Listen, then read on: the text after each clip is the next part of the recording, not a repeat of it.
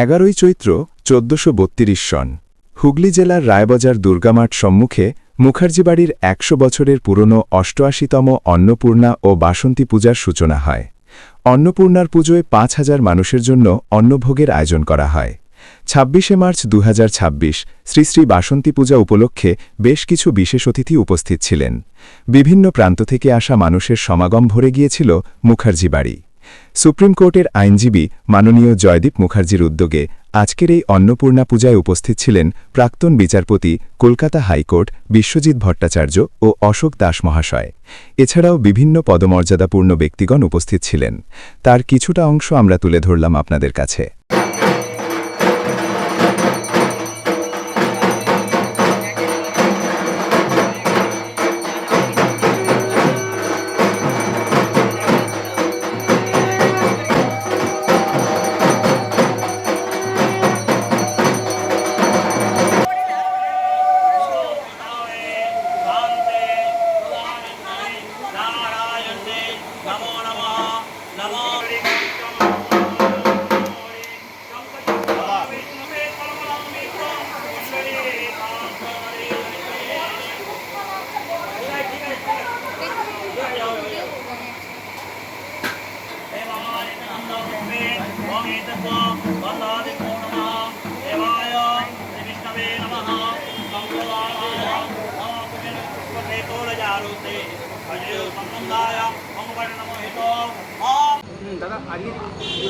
আমাদের মুখার্জি পরিবারের অন্নপূর্ণা পুজো, সবাই জানেন যে পুজো সারা ভারতবর্ষ থেকে বহু মানুষ এই পুজোতে আসেন এবং এবছরে ৮৮ বছরে পদার্পণ করলো।